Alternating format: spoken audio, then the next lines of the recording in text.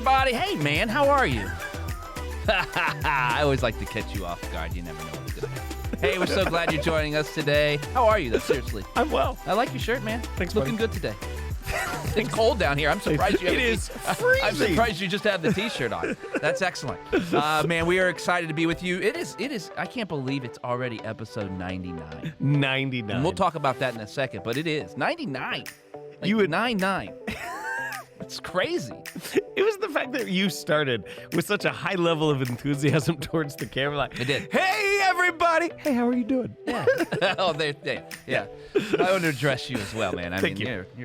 It is leading hope with Kevin Jack. I need to make sure you're doing good too. I appreciate the lack of neglect. That'll be a future appreciating the neglect. Yeah, there we go. There we go. That's a future podcast. Welcome. You are listening to the Leading Hope Podcast. My name is VJ Williams, here with my friend and pastor Kevin Jack. Thank you for joining us and taking time out of your busy morning and day to become a better leader. If you're new, we release a new episode every Wednesday. You can subscribe to those and get those automatically delivered to you on whatever podcast platform you're on. Also, share it on Facebook, Instagram, and YouTube. We're also streaming there as well. And then also rate and review on Apple Podcast. A few extra minutes will absolutely help get this in the hands of more leaders just like you. And visit leadinghope.online to get updates and find out more about the Leading Hope community. Kevin, like we said, this is episode 9. One away from Big 100. Man, I can't believe it. It's next week. It's next week. All right. You've titled this one, episode 99. Yep. You ready? You know what it is, but I like to try to pretend like you don't. Like I'm surprised. I'll start acting surprised when you tell me the title to my episode. It would help me. Go. Ready? The episode of your titled podcast is Think. What? That was funny. You would think after 99 episodes it'd begin to start getting smoother. Oh no. Nope. Just more ridiculous as we go. That's the best. Hey, so I'm really excited for this conversation today, and it may seem a little silly, it may seem unnecessary, but this is what it comes out of, is the realization that when there is a problem, an opportunity, whatever it is, a point in which changes can occur. The typical response of people is to figure out what everyone else is doing. That either that comes out of a, hey, we want to try this.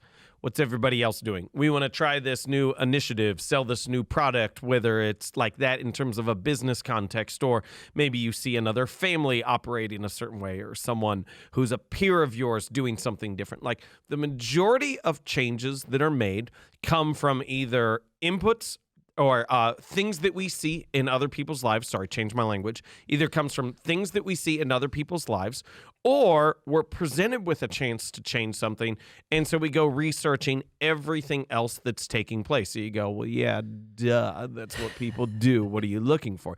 And this is just what I want to put in, is that the lack of thinking.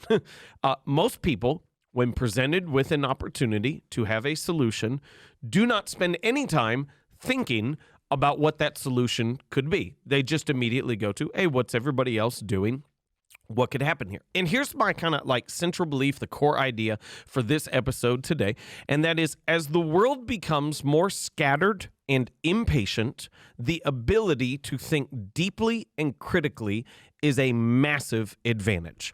As the world continues to become more scattered in its time in which it can have serious thinking and its span of attention and impatient for results, the ability to think deeply, like prolonged thinking, and to think critically, to be able to evaluate things without all other voices chiming in, the ability to think deeply and critically is a massive advantage. So my guess is that I don't have to communicate to you how scattered your life is and how random your thoughts are, because we all understand this, that we have busy, hectic schedules. We run from thing to thing to thing, and we could also probably acknowledge that most of the time we're not clear on the outcomes that we're seeking from the activities that we're engaged in. We're more often just running from activity to activity, and whatever comes of it is what comes of it.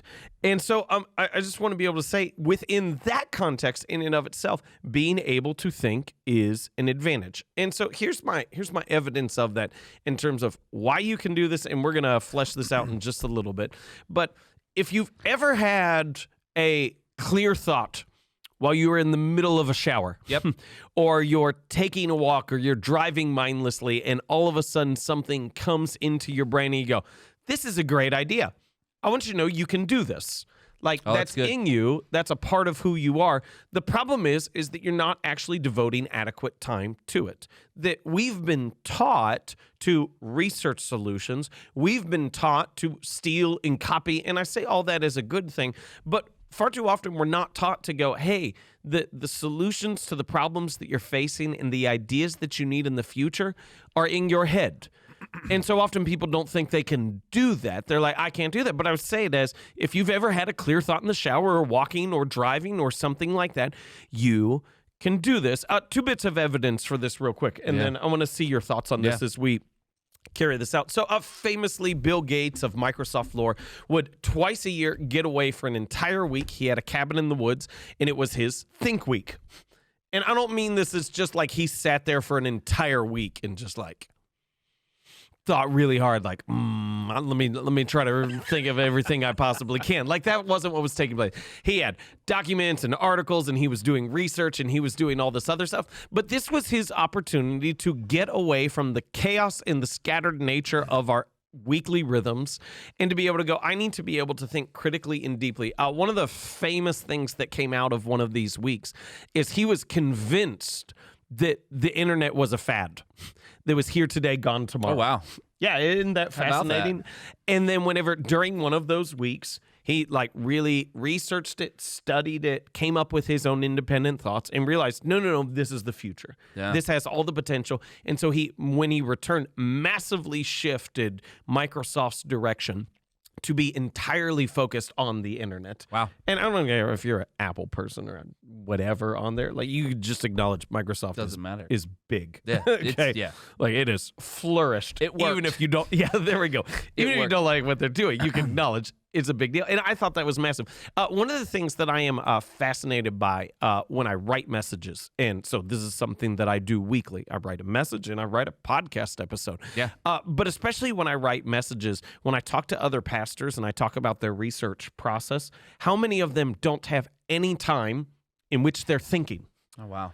And so, like, it typically goes through, well, I have a text, and then I go and I research all the study notes, commentaries, if you live in church world. Like, I research all the other things that people have said as they've done critical thinking on this. I unearth those things that I like. I build an outline around it. I research illustrations and other quotes, and then I have a message. Yeah. And I just want to be like, okay, so, like, do you have a unique contribution to the process? Yeah. And basically all they're doing is unearthing everyone else's material and then just packaging it in a way that they understand it best, which I don't want to be really critical on that because I understand why people do it.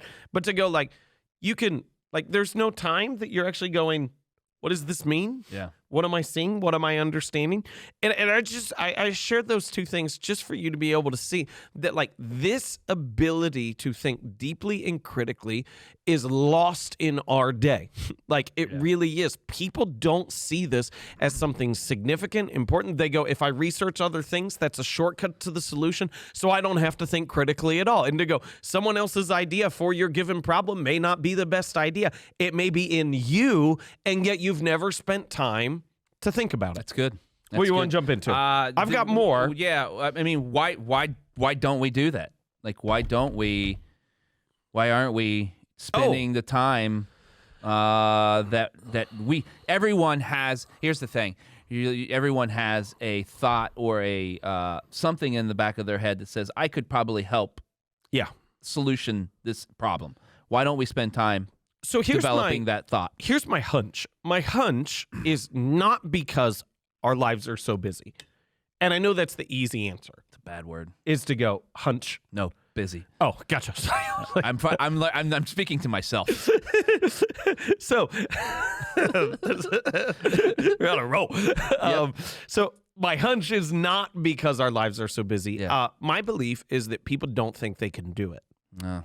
And I think they're scared either because they go, well, if I sit down and think and I don't have any thoughts or ideas, then I'm dumb. Oh. And I think That's within good. there, let me talk about two things within this, Yeah. if I could. Yeah.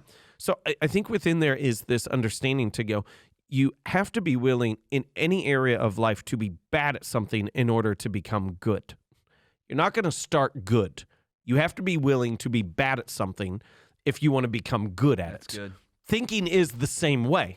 Like the first time you sit down to think, your processes are going to be off. You're not going to know how to focus. Your mind is going to be scattered all over the place. And so like you have to learn, there's some skills within here, which we'll get to in just a second on there.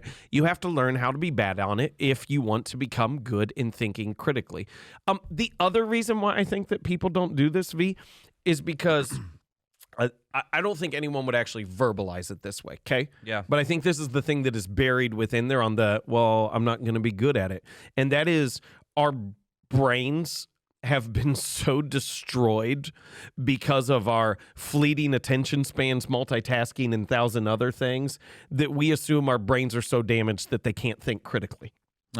And good. I don't know when to say, like, why don't you spend time thinking? Because my brain is damaged. Right. But could we acknowledge, like, the leading research on thinking critically does say your brain is damaged, but also that your brain is resilient. Yeah. And that through deep thinking, thinking critically, when I say deep thinking, I mean prolonged periods of time spent in deep thought, that you can rewire your brain to be more healthy and do this. Say it like this. If you would spend, this is not anti-social media, and I know that's easy because social media is a tool. You use it how you want, okay? Right. But if you would spend a 20-hour period on social media, like just scrolling, which some of you have, and we'll get to that another day. But like if you would spend that period, and then if you would sit down and try to have a deep thought, you could not. Yeah. Like you could not. Because your brain is not able to do that. Yeah. And so part of this is rebuilding those skills, willing to be bad so that we can have those deeper thoughts. Yeah, there's some training Yes. that needs to evolve here. So let me get into like some application pieces and then we'll see where all you want to take this. Yeah. Okay. So here's, this is where you can begin. Okay. I have two pieces in which you can take this, and I think both of them are extremely helpful, and I mean these to be really, really simple. And that is this. The first one is when a problem comes up, okay? So this is more of a reactive response, but understanding the importance of thinking critically, okay? When a problem comes up, when there is an issue of what's going on, family, work, whatever it is, before you go figure out what everyone else is doing, spend 15 minutes and design a solution. Yeah. Like before, so could I give like an easy example now? We have Christmas Eve services coming up. Yep. Before we go research what every other church has done in the history of Christmas Eve services that's unique and creative. Yeah. Spend 15 minutes. Yep. Where are people? What do they need? Yeah. What medium best captures that? What's the messaging within That's it? good. Spend some actual time yourself having thoughts. Have a piece of paper to write it down. Yeah. And then the beauty is, could I make it real simple? So if you're watching on a podcast, these are the two folds of the paper. If you're listening as you're in your car, just imagine a notebook open with two sides. Take the one side of the paper and dedicate that to the random scattered thoughts that you have that are unimportant for your thinking critically and yet you don't want to lose in the moment. Yeah. And you're going, I need to imagine a new solution to this seller, whatever, chain, problem, business terminology, synergy, blah. Okay, I'm trying to do that. Yeah. And I remember I need to get milk. Yeah. So put the milk on the other side, because if you try to remember it, you're not going to be able to do deep thinking. And then spend the other time just writing down your train of thought. That's good. Key ideas, things like that. So that's the first thing. When a problem comes up, spend 15 minutes. The other thing, and some of you are going to think this is exorbitant and crazy and you're never going to be able to do this, but this is the practice that I've adopted, is I spend an hour a week. That is not much time. An hour a week spent just to thinking. And I say that as not thinking on message, not thinking on leadership. Like I kind of go where my brain needs to go. I'm evaluating different pieces of my life. I'm looking towards the future of what I want it to become.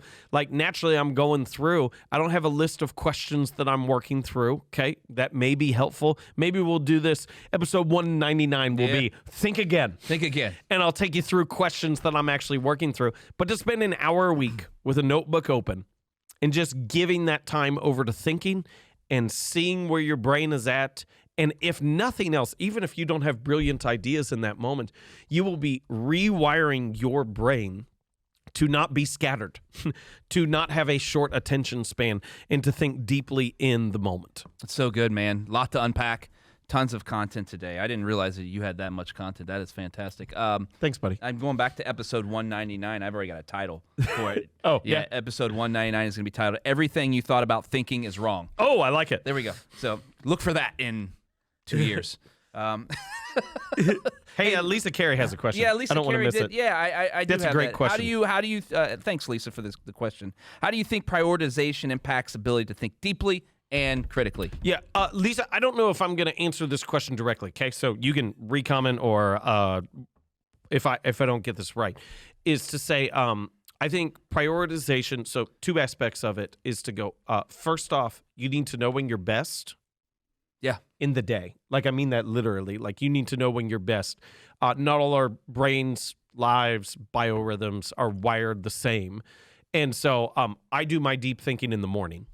Can I tell you this? The worst thing you could do if you want to think better is, again, I don't mean this as a rant on social media, is get up and look at social media. Yeah. Because you are wiring your brain for dopamine injections and to get quick responses. And so most people, they go social media and then email. You have just wrecked your brain for the day. Yeah. And so the best thing I believe that you could do, if you're wired more that way, is to spend this time early in the morning, once you have energy. Okay? Not like I get up in bed, I have a notebook, I try to think deeply for an hour, and I fall back asleep for 100 times in there. Yeah. So I think that is a big piece of it. I think the other side of it, which I don't know if you meant to hint at within your question, I'm sure you did, because you're smarter than I am, is this idea that being clear on what your priorities are naturally wires your brain towards those things, okay? So if you have not already decided what matters most to you and what you're seeking to move forward, your brain will be scattered. By literally writing down priorities in your life, like literally writing down, like piece of paper, write them down. You allow your brain to naturally be focused more on those things. I can't even get into all the social science research on there that has studied this in terms of neurology and other things and projects, but it's there that your brain naturally goes to the things that you have already identified as priorities. Yeah, that's good. Thanks for the question. That was an amazing question. The ideas in the shower, while you're driving, while you're on a walk, all those things. Yeah. And that you can do it, like you can do it. You know you can do it because that happens to everybody. Yes. No one is immune to that happening to them. And the funny part is we will even tell ourselves, man, I should remember that, but we won't do anything about it to remember it. And I've learned over the last I started doing this. Oh, this is great. I started doing this 3 years ago after we went to a conference, Catalyst in Atlanta, and the speaker talked about that, how it changed his ability to. What do you do? He started writing things down. Yeah. I mean, that's it. It was really that. I mean, he felt God. So he was a pastor, and he felt God. He created this huge church and did these amazing things and had these visions from God, but he wasn't doing anything with them. Mm-hmm. And he's like, I just started writing down every thought on the piece of paper, right? And then exploring those thoughts more and thinking, like you said. But it starts with that first act. I started doing this in my life, and it changed my entire view of how I learn, what I think about, what I do. And going back to the social media thing, hey, social media is great if you use it for the things you need to use it for.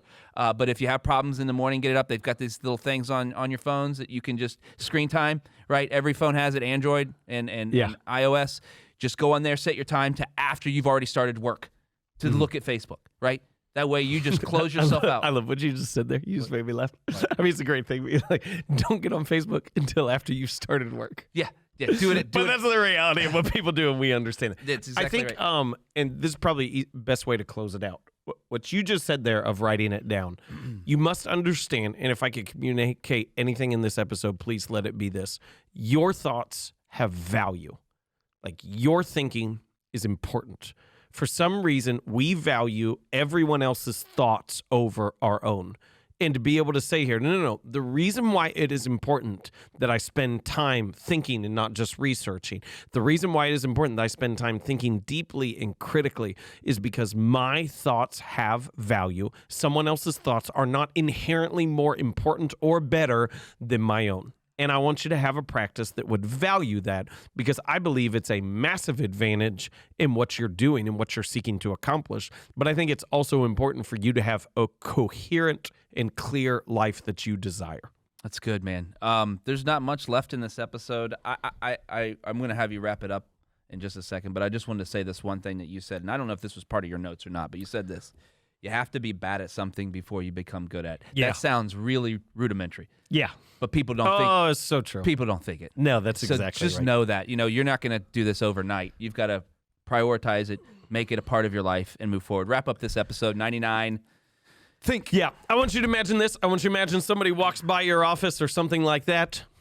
You're in your office. You're sitting there. You got a notebook out, pen. Nothing's happening. They open up the door, poke their head in. What are you doing? How do you respond? Thinking.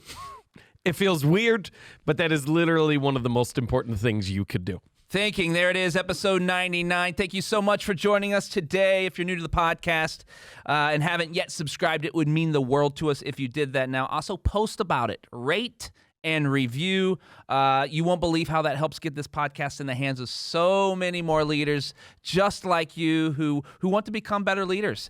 And we love hearing your stories of how the podcast is working in your life and business. If you have a story, visit leadinghope.online and send that to us. We would love to hear from you. We'll see you back next week for episode 100. It's going to be awesome. We can't wait to see you. And remember, everyone has 20 minutes to learn to become a better leader. Make it